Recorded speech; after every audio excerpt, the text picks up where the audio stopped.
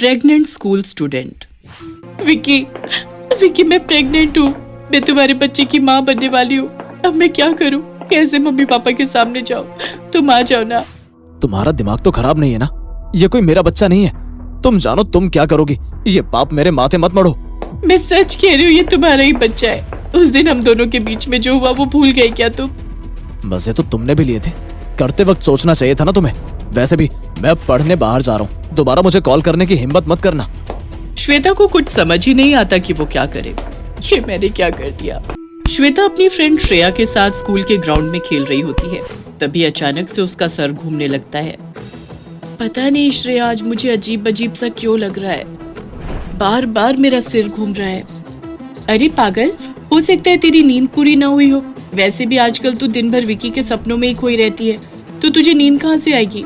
सुना है इस संडे को तुम दोनों अकेले घूमने गए थे। बताना क्या हुआ? कुछ तो हुआ होगा तुम दोनों में। क्या यार, तू भी? कुछ नहीं हुआ, बस हम घूमे और मूवी गए थे। इतने में ही श्वेता बेहोश होकर गिर पड़ती है। कुछ बच्चे उसे उठाते हैं और क्लास टीचर श्वेता को तुरंत अस्पताल ले जाती है। अस्पताल में डॉक्टर श्वेता को चेक करके कहती हैं, हाउ इज इट पॉसिबल? इतनी छोटी उम्र में कोई माँ कैसे बनने का सोच सकती है? तुम तो अभी खुद ही स्कूल में पढ़ती हो, अभी खुद ही बच्ची हो, बच्चे को कैसे संभालोगी? श्वेता रोने लगती है और ये सब सुनकर क्लास टीचर के होश उड़ जाते हैं और वो कहती है, ये क्या किया तुमने? तुम्हें अपने बारे में नहीं तो अपने माँ बाप के बारे में तो सोचना चाहिए था। तुम्हारे कारण उनकी कितनी बेइज्जती होगी ये सोचा नहीं तुमने? श्वेता सहम जाती है और रोते हुए वहां से निकल जाती है। घर जाते वक्त वो रोते हुए विकी को कॉल करती है। विकी, विकी मैं प्रेग्नेंट हूँ। मैं तुम्हारे बच्चे की माँ बनने वाली हूँ।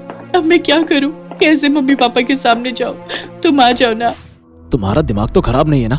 ये कोई मेरा बच्चा नहीं है। तुम जानो तुम क्या करोगी। ये पाप मेरे माथे मत मढ़ो। मैं सच कह रही हूँ, ये तुम्हारा ही बच्चा है। उस दिन हम दोनों के बीच में जो हुआ वो भूल गए क्या तुम? मजे तो तुमने भी लिए थे। करते वक्त सोचना चाहिए था ना तुम्हें। वैसे भी मैं अब पढ़ने बाहर जा रहा हूँ। दोबारा मुझे कॉल करने की हिम्मत मत करना। श्वेता को कुछ समझ ही नहीं आता कि वो क्या करे। ये मैंने क्या कर दिया? विकी जैसे लड़के पर मैंने कैसे भरोसा कर लिया? विकी श्वेता का सीनियर है जो उसी के कॉलेज में पढ़ता है। रोज असेंबली में विकी श्वेता को देखा करता है। किसी तरह ये श्वेता पड़ जाए।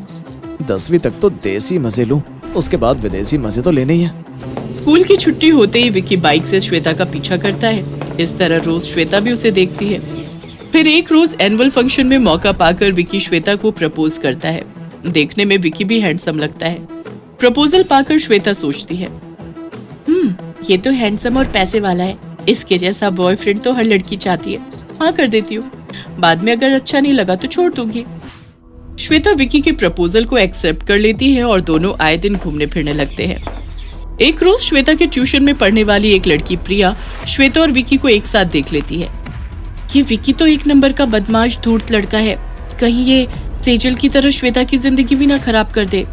मुझे उसे बताना होगा। एक दिन प्रिया श्वेता को ट्यूशन में विकी के बारे में सब बताती है, लेकिन विकी के प्यार में पागल श्वेता उस पर भरोसा करने की बजाय उसे खरी खोटी सुनाने लगती है। तुम मुझसे जलती हो इसीलिए मेरे विकी के बारे में ऐसा कह रही हो। कहीं तुम्हारी तो नजर उस पर नहीं टिकी ना?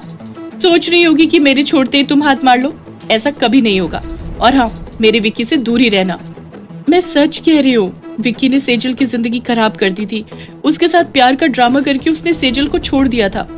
एक और शब्द नहीं सुनूंगी मैं मेरे विकी के खिलाफ। चली जाओ यहाँ से। श्वेता वहां से चली जाती है और प्रिया रोने लगती है। श्वेता को अब कैसे समझाओ? श्वेता और विकी अगले दिन फिर घूमने जाते हैं और विकी श्वेता से कहता है, जानू मैं तुम्हारे बिना नहीं रह सकता हूँ। मैं तुम्हारे साथ क्वालिटी टाइम बिताना चाहता हूँ। श्वेता विकी की मीठी मीठी बातों में आ जाती है और उस दिन दोनों काफी करीब आ जाते हैं। श्वेता घर पहुंचती है जहां उसकी क्लास टीचर उसके माँ बाप के साथ बात कर रही होती है। श्वेता को देखकर उसके माता पिता उस पर बहुत गुस्सा होते हैं। ये तुमने क्या किया? पूरे खानदान को कलंकित कर दिया। ये तो तुम्हारी टीचर ने हमें सब कुछ बता दिया, वरना तो तुम मुझे कुछ भी नहीं बताती। पढ़ने भेजा था स्कूल, बॉयफ्रेंड बनाने नहीं। पता नहीं किस मनहूस घड़ी में मैंने तुझे पैदा किया था। गुस्से में श्वेता की माँ उसे कमरे में बंद कर देती है। श्वेता रोते रोते वहीं सो जाती है। श्वेता की माँ डॉक्टर से मिलती है। डॉक्टर, हमें ये बच्चा नहीं चाहिए। क्या आपके पास कोई उपाय नहीं है? उपाय तो है, लेकिन श्वेता भी बहुत छोटी है। हमारे कुछ भी करने से उसकी जान को खतरा है। श्वेता की जिंदगी खराब होने से बचाने का कोई भी उपाय उसकी माँ को नहीं दिखता है। उधर जब कुछ दिनों तक प्रिया श्वेता को ट्यूशन आते नहीं देखती है। कहीं विक्की ने कुछ किया तो नहीं है, एक बार घर जाकर देखती हूँ। प्रिया श्वेता के घर जाती है जहाँ श्वेता की माँ रो रही होती है। श्वेता की माँ प्रिया को सब कुछ बता देती है। मैंने तो पहले ही कहा था कि ये विक्की अच्छा लड़का नहीं है, लेकिन खैर ये सब छोड़िए, अब आगे कुछ तो करना होगा। मैं एक बार श्वेता से मिल लेती हूँ। प्रिया को देखकर श्वेता उसके गले लगकर रोने लगती है। मैंने तुम पर भरोसा न करके बहुत बड़ी गलती की है, मुझे माफ कर दो। अब क्या होगा, मेरे बच्चे को अपना नाम कौन देगा? तू चिंता मत कर, मेरे भाई पंकज हैं, वो तुझे बहुत पसंद करता है, वो तुझसे शादी करेगा। सच्चा प्यार वक्त आने पर साथ खड़ा होता है, भागता नहीं है। प्रिया पंकज को वहां बुला लेती है और पंकज श्वेता के माता पिता से उसका हाथ मांग लेता है और कहता है, मैं बनूंगा इस बच्चे का बाप, मैं अपनाऊंगा श्वेता को। पंकज और श्वेता की शादी हो जाती है और कुछ दिनों में श्वेता एक नन्ही सी परी को जन्म देती है। पंकज कड़ी मेहनत करके श्वेता को हर सुख देता है और विक्की के खिलाफ पुलिस में केस दर्ज करवा देता है। विक्की को पुलिस अरेस्ट कर लेती है। श्वेता पंकज से कहती है, आपने मेरी जिंदगी को संवारा है, मेरे लिए आप मेरे भगवान हैं। श्वेता और पंकज हंसी खुशी अपनी बेटी के साथ जीने लगते हैं। घर आई जंगली टार्जन बहू। टीना अचानक ही टीना से टार्जन बहू बन जाती है। वो अपने दोनों हाथों से बल्लू की गाड़ी का अगला हिस्सा पकड़कर उसे ऊपर उठा देती है। मैं चुड़ैल नहीं, टार्जन बहू हूँ, और ये टार्जन बहू तेरे जैसे बदमाशों से नहीं डरती। बल्लू बदमाश जंगल आने के लिए तैयार हो जाती है। जंगल की मुखिया रानी टीना को जंगल से बाहर तो नहीं भेजना चाहती थी, मगर बेटी के सामने मजबूर थी। टीना के बगैर ये जंगल तो सूना ही हो जाएगा। काश ये लड़का इस जंगल में ना आता और उस दिन हमने इसकी जान ना बचाई होती। उमेश शहर में रहता था। वो एक टैक्सी ड्राइवर था। उसके परिवार में उसकी माँ शोभा और एक छोटी बहन दिव्या थी। एक दिन वो जंगल से गुजर रहा था, तभी न जाने कैसे उसकी कार का संतुलन बिगड़ गया और कार अचानक ही पहाड़ी से नीचे गहरी खाई में जा गिरी। मुखिया रानी, ये नौजवान झरने पर पड़ा मिला, बहुत गहरी चोट लगी है इसे। इसे अंदर ले आओ और तुरंत वैद्य जी को बुलाओ। उस दिन जैसे ही उमेश को होश आया और टीना ने उसे देखा, टीना उसी पल उसे दिल दे बैठी और फिर बात शादी तक पहुंच गई। ना चाहते हुए भी मुखिया रानी को उसकी विदाई करनी पड़ी और जंगल के जानवर भी उसे विदाई देने के लिए आए। उन सबकी आंखों में आंसू साफ नजर आ रहे थे। तू कभी जंगल से बाहर नहीं गई बेटी, इसीलिए अपना ख्याल रखना। फिर जैसे ही उमेश टीना को लेकर अपने घर पहुंचता है, शोभा और दिव्या उसे देखकर चौंक जाती हैं। उमेश, कहाँ चला गया था रे तू? तुझे हमने कहाँ नहीं ढूंढा। तू ठीक तो है बेटा? हाँ माँ, मैं ठीक हूँ। भैया, ये तुम्हारे साथ ये जंगली लड़की कौन है? ये तो गर्भवती लग रही है बेटा, पर तू इसे अपने साथ यहाँ क्यों लाया है? मैंने शादी कर ली है माँ, ये तुम्हारी टार्जन बहू टीना है।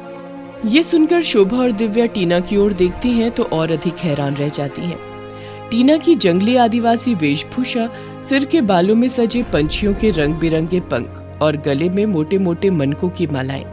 क्यों रे उमेश, तुझे ये टार्जन बहू कहाँ मिली बेटा? अम्मा, टार्जन बहू और कहाँ मिल सकती है, जंगल में ही तो मिलेगी। क्यों भैया, मैं सही कह रही हूँ ना? दिव्या के ये कहने पर उमेश उन्हें अपने कार हादसे और टीना के जंगली कबीले द्वारा उसकी जान बचाने तक की पूरी कहानी कह डालता है। उसकी कहानी सुनकर शोभा और दिव्या को टीना किसी देवी से कम नहीं दिखाई देती। पाँव लागू सासू माँ। पाँव क्यों? तू तो मेरे कलेजे से लग जा मेरी बेटी। उमेश की जान बचाकर तो तुमने मुझ पर बड़ा एहसान किया है। शोभा घर में जंगली बहू को देखकर हैरान तो होती है, मगर क्योंकि उसने उमेश की जान बचाई थी, इसीलिए उसे स्वीकार कर लेती है और बहू की मुंह दिखाई की रस्म पूरी करती है। उसकी जंगली टार्जन बहू को देखकर औरतें खूब हंस हंस कर मजाक उड़ाती हैं। अरे, घर में बहू लाई है या जंगल की गोरिल्ला? देखना, कुछ ही देर में फलों की टोकरी पूरी खत्म कर देगी। इसका पहनावा तो देखो, कपड़ों से ज्यादा तो पेड़ के पत्ते लपेटे हुए हैं और साज श्रृंगार भी पंछियों के पंख से किया है। क्यों री शोभा, घर में चिड़ियाघर खोलने जा रही है क्या? उन औरतों की बातें सुनकर शोभा को गहरा दुख पहुंचता है। वो मन ही मन सोचती है, बहू की खूबसूरती और सेहत पर तो जितना नाज करूं कम है, पर इसका जंगलीपन बड़ा खलता है। इसीलिए अब तो इसे जंगली टार्जन बहू से शहर की फैशन वाली बहू बनाना ही पड़ेगा। पर सब्जियों की दुकान सजाए बैठी थी। उमा शोभा से जलती थी, इसीलिए मुंह बनाते हुए कहती है, दिखने से क्या होता है तो जंगली ही ना। उमा ये कही रही होती है कि तभी बल्लू बदमाश अपनी गाड़ी में सवार होकर उधर आता है और उमा की सब्जियों पर गाड़ी चढ़ाते हुए हंसने लगता है। उसको देखकर उमा घबराते हुए कहती है, बल्लू पहलवान जी, आपने तो मेरी सारी सब्जियों का कचूमर ही निकाल डाला। अपन बल्लू बदमाश है, बदमाश। अपन जो मन में आएगा करेगा। अपन को रोकने की हिम्मत किस में? हाँ है किसी में? बल्लू बदमाश द्वारा गरीब उमा को आज जानबूझकर ऐसे नुकसान करते और ऊपर से उस पर हंसते देखकर टीना का खून खौल उठता है। एक तो गरीब का नुकसान करते हो और ऊपर से हंसते भी हो, शर्म नहीं आती? चुप बे पहाड़ जैसी चुड़ैल, तू मुझसे जबान लड़ाने वाली होती कौन है? ज्यादा शेरनी बनेगी ना तो तुझे भी इन सब्जियों की तरह कुचल डालेगा पुनः। बल्लू बदमाश टीना को साधारण लड़की समझकर उसके मुंह में जो आए बके जा रहा था, मगर तभी टीना अचानक ही टीना से टार्जन बहू बन जाती है। वो अपने दोनों हाथों से बल्लू की गाड़ी का अगला हिस्सा पकड़कर उसे ऊपर उठा देती है। मैं चुड़ैल नहीं, टार्जन बहू हूँ, और ये टार्जन बहू तेरे जैसे बदमाशों से नहीं डरती बल्लू बदमाश। टीना में ये ताकत और उसका दमखम देखकर बल्लू और उसके साथियों के पसीने छूट जाते हैं। वे गाड़ी से कूदकर भागने की कोशिश करते हैं, मगर तभी टीना उनकी गाड़ी सड़क पर पलट देती है। गाड़ी के पलटते ही वे सब मिलकर टीना पर वार करते हैं, किंतु उसके आगे टिक नहीं पाते। ये ले बदमाश, ले, ये एक और ले, घूसे तो बहुत खा चुका है, अब लाते भी खा। अरे भागो भागो, अपनी जान बचाओ भाई, इस टैन से तो बाद में निपट लेंगे। ये कहकर बल्लू और उसके सभी साथी अपनी गाड़ी छोड़ वहाँ से भाग निकलते हैं और उमा टीना से माफी मांगने लगती है। मुझे माफ कर देना बेटी, मैंने तुझे खामखा बुरा भला कह दिया। कोई बात नहीं माँ जी, आप बड़ी हैं और मैं बड़ों की बातों का बुरा नहीं मानती। उस दिन के बाद बल्लू टीना को अपना सबसे बड़ा दुश्मन समझने लगता है और उससे बदला लेने के लिए मौका तलाशने लगता है। समय बीतता जाता है और एक दिन टीना बाजार जाती है तो बल्लू और उसके आदमी धोखे से उसे रस्सियों में जकड़ लेते हैं। टार्जन बहू, अब देखना तेरे साथ क्या करता हूँ। तुझे जंगल में ले जाकर मोरनी सा नचाऊंगा, मोरनी सा। मोरनी सा तो तू नाचेगा बदमाश, एक बार जंगल में चल तो सही। बल्लू और उसके साथी टीना को सरे बाजार रस्सियों में जकड़कर अपनी गाड़ी में डाल लेते हैं, मगर जैसे ही वे जंगल में पहुंचते हैं टीना फिर से टीना से टार्जन बहू बन जाती है।